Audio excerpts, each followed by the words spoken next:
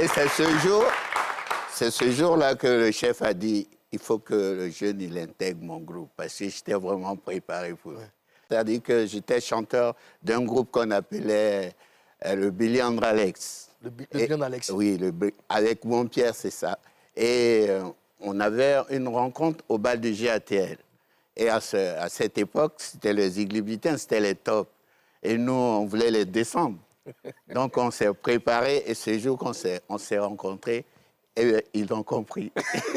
Ah, mais c'était une bataille rude, hein? Voilà, ouais. Et c'est ce jour-là que le chef a dit, il faut que le jeune, il intègre mon groupe, parce que j'étais vraiment préparé pour. Ouais. Donc, ça, il a été conquis dans l'histoire. Bon, c'était une rencontre de feu. Exactement. Qu'est-ce qui t'a marqué chez lui? Ben, moi, ce qui me marquait chez lui, c'est que c'était le numéro 1 et moi, je voulais être à côté du numéro 1. Pour trouver le numéro 2, c'est pas mauvais. En fait, il faisait sa dernière émission de télé parce que l'orchestre venait de se disloquer et il avait besoin de moi parce qu'il savait que bon, je pouvais être représentatif à côté de lui. Et moi, qui avais compris que l'orchestre n'allait plus exister, ce jour-là, je me suis dit qu'il fallait que je montre que...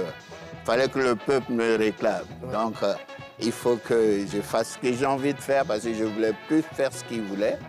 Et ça a donné ça.